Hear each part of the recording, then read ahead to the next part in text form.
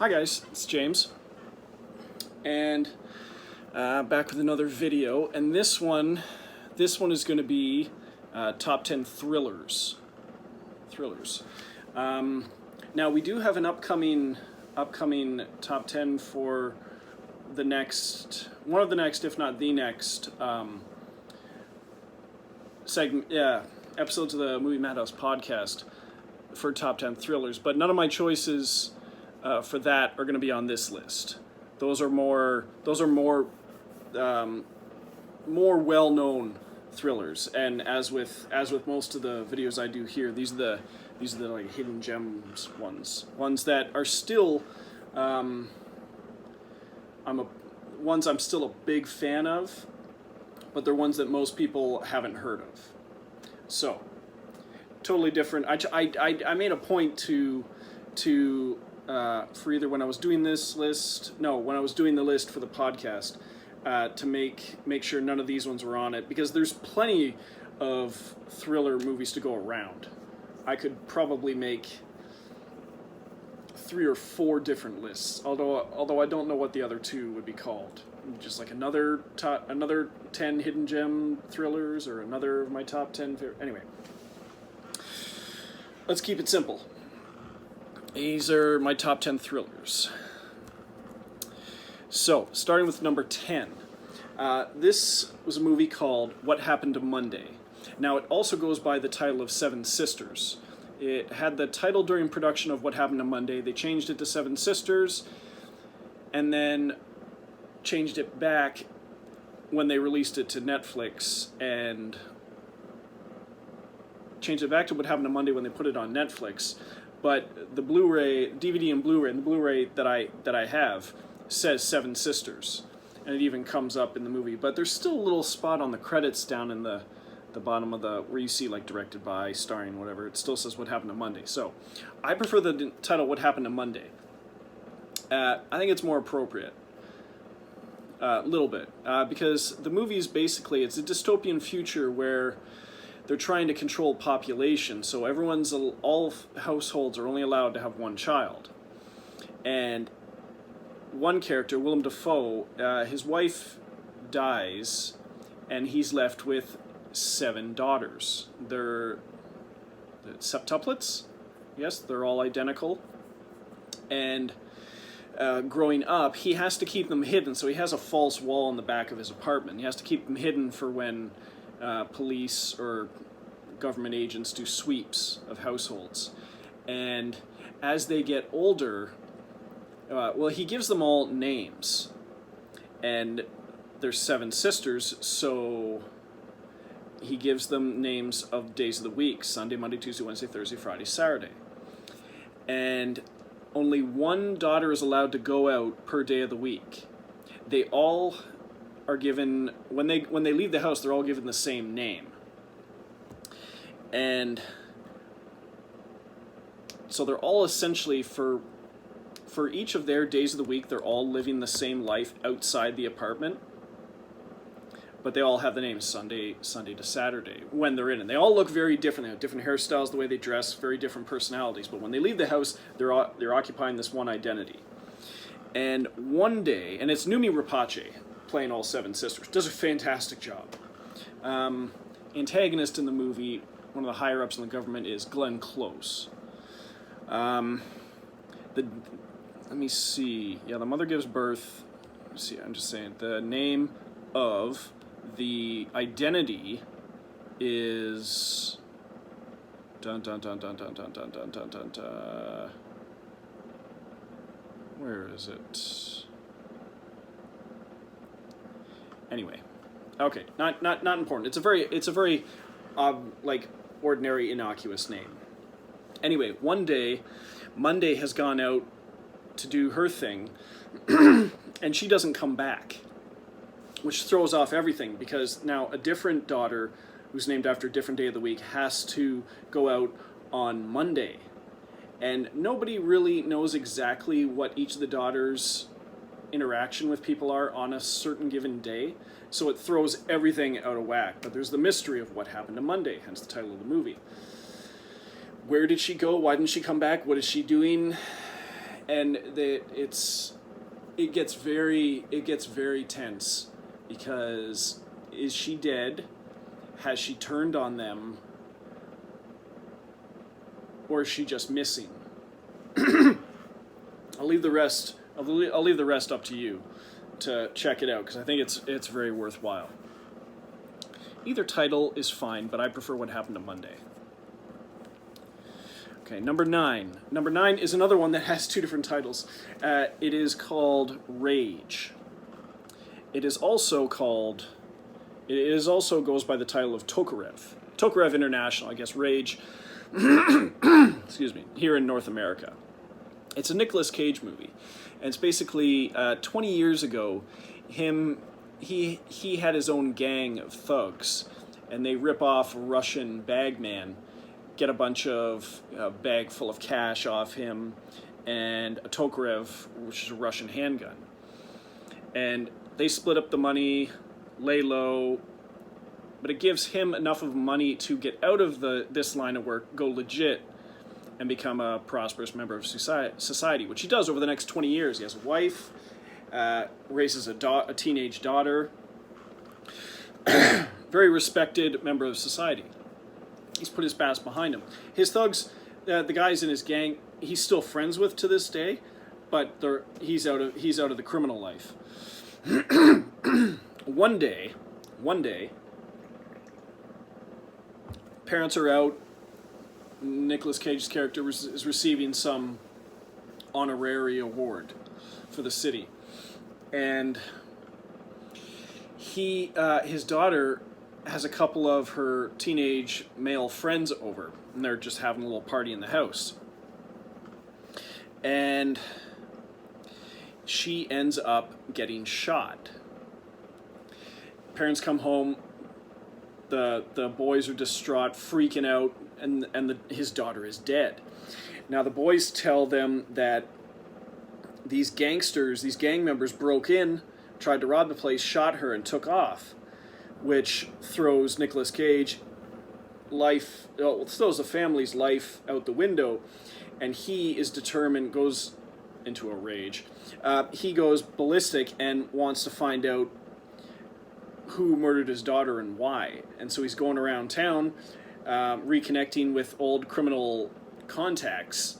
Now, is it like somebody ripped off? Like they all keep going back to the Russians they ripped off. So he's tracking down, interrogating Russian gang members, gang bosses, and also questioning whether or not his own men may have been involved, because it all comes down to the money they stole. And the story kind of spirals out of control there. But I'll stop there because it's really interesting the path the movie takes as he's trying to get to the bottom of his daughter's murder. And it's a very, very good movie, and it's a relatively normal, normal Nicolas Cage performance. He's not over the top. He's not very subdued. It's a normal thriller mystery action movie that I think deserves a little more recognition than it got. Very, very good movie. I'm okay with either title, Rage or Tokarev. I think the Tokarev sounds cooler, just because the name of the gun sounds cool, but there it is. Rage. Number 8. Number 8 is a movie called Sleepless. This is a movie starring Jamie Foxx, Anthony Mackie, and Michelle Monaghan, Dermot Mulroney, Scoot McNairy's in there.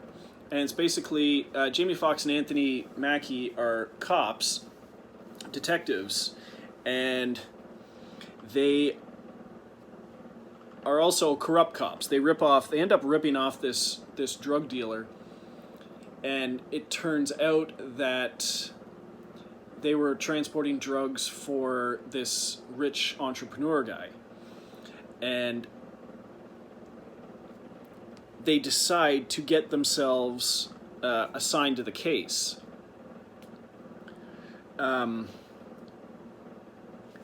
because the entrepreneur was going to sell the drugs to this notorious mob boss. So the robbery hits the news wire, and so they get themselves assigned to investigate the robbery to cover up their own involvement.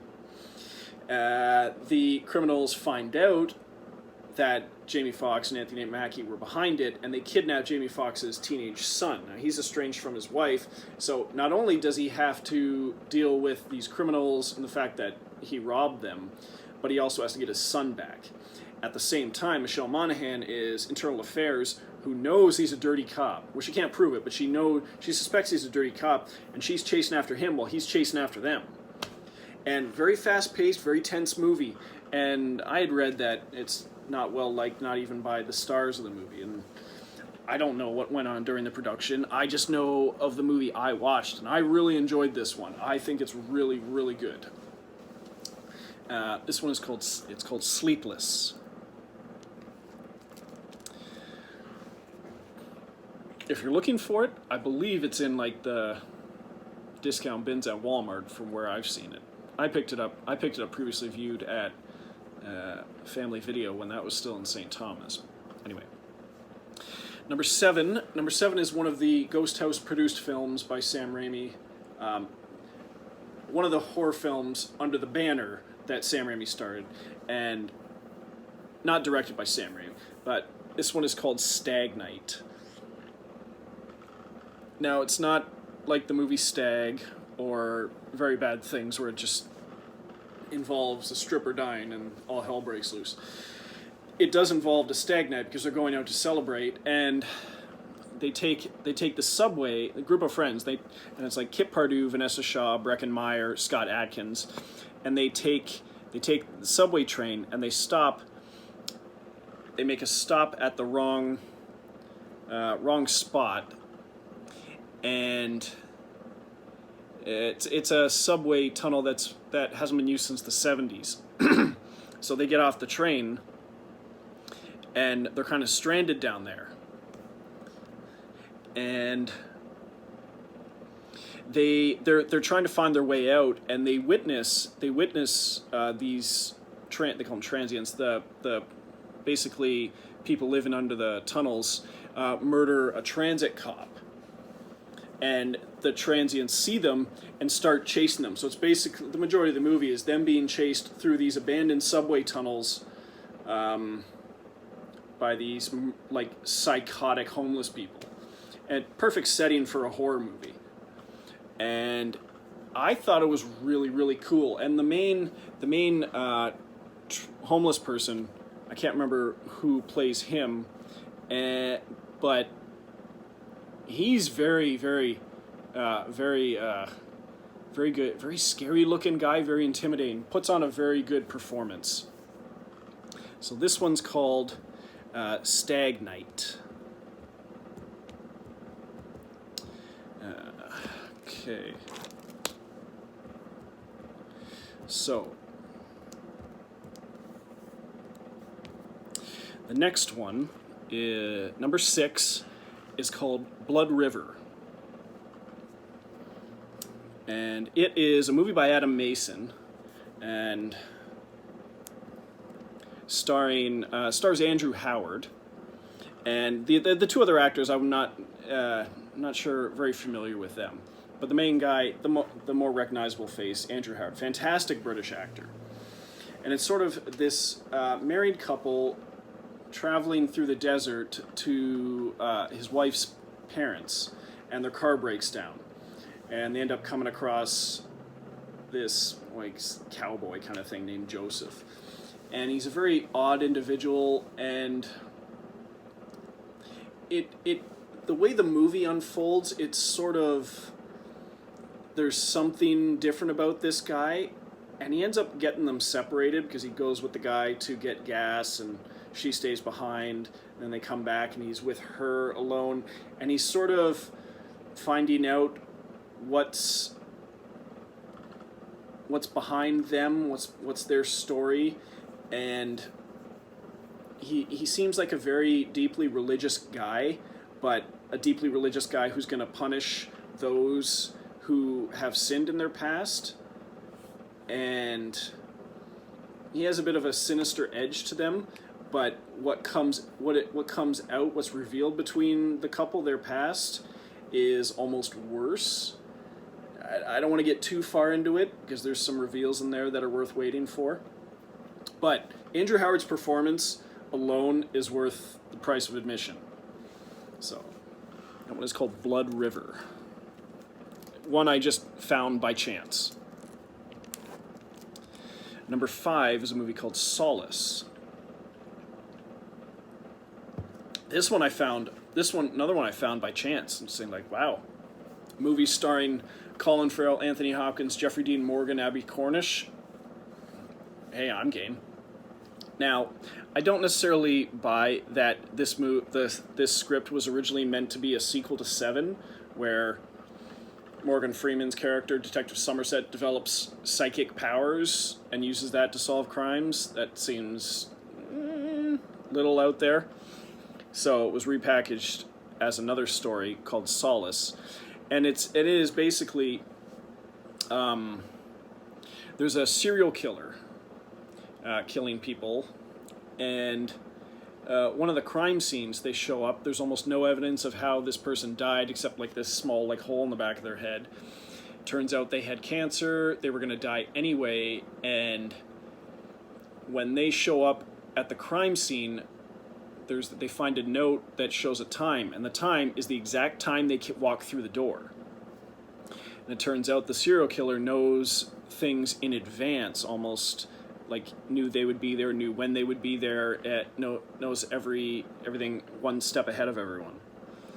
And so Jeffrey Dean Morgan's character is partnered with Abby Cornish, and an old friend of his, Anthony Hopkins' character, used to help the police because he is a known psychic.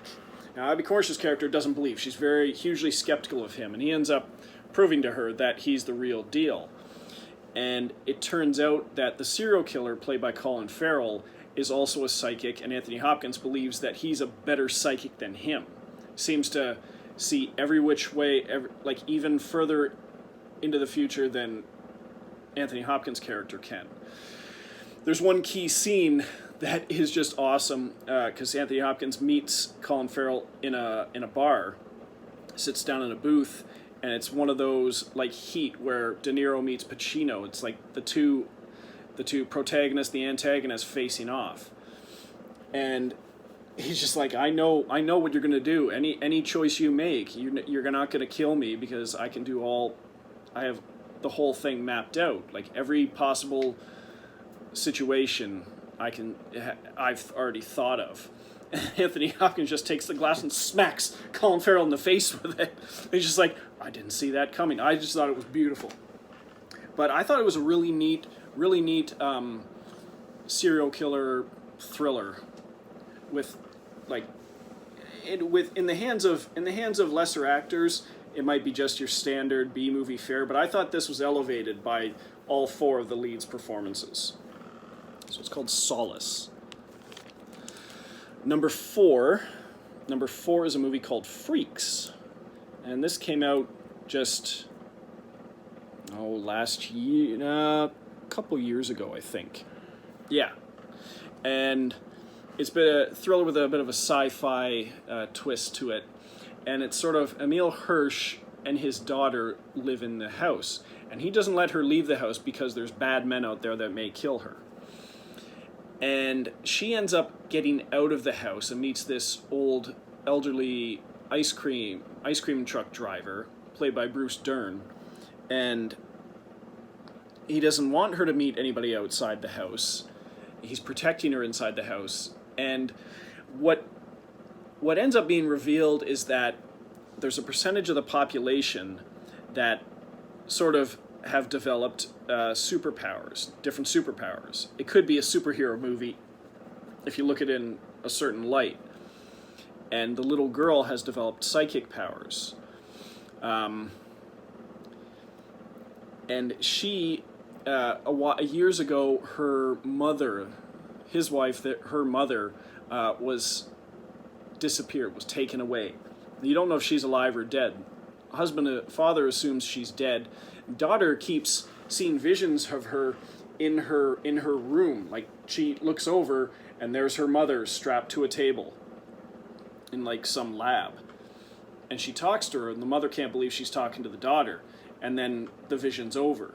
So she's convinced her mother's alive, doesn't know exactly where she is, but she can't leave the house, and the father also doesn't want the daughter to be found because people with powers are hunted down and taken to this Maddock Mountain, sort of like this prison facility inside a mountain, where they're held or killed. So it's not really cool to have superpowers in this world.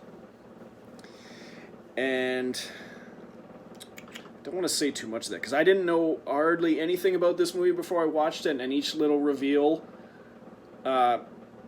was like peeling an onion. It's just like, wow, this just keeps going deeper and deeper and deeper. So you already know more than I did. So I'm going to stop there. It's called Freaks, and it's a very, very, very cool twist on the superhero thriller genre. Next one is another Adam Mason film, number 3. This one's called The Devil's Chair. Another one starring Andrew Howard. Several other cast members in this. Blood River basically only had 3. This one has Andrew Howard and several others, because he and his girlfriend go to this abandoned asylum, this hospital, to like drop acid and stuff. And she ends up finding this creepy looking executioner's chair, sitting in it, and then it kind of comes alive, attaches itself to her, and she disappears off into this alternate dimension. He flips out, calls the police, and when he tells them what he just witnessed, they think this guy's out of his freaking mind and commit him to an asylum. And now these scientists, medical experts, want to interview him and talk to him about his story, and actually go and investigate this hospital. So he takes them there, and what happens in the hospital is sort of similar things happen to what happened to his girl. Like, there's this monster roaming around the hospital, and it's the same place where this devil's chair is. And it's interesting and very creepy, and some twists at the end. Another stellar performance by Andrew Howard and the supporting actors, but it's for a lower budget movie, it's impressive what they did with the effects.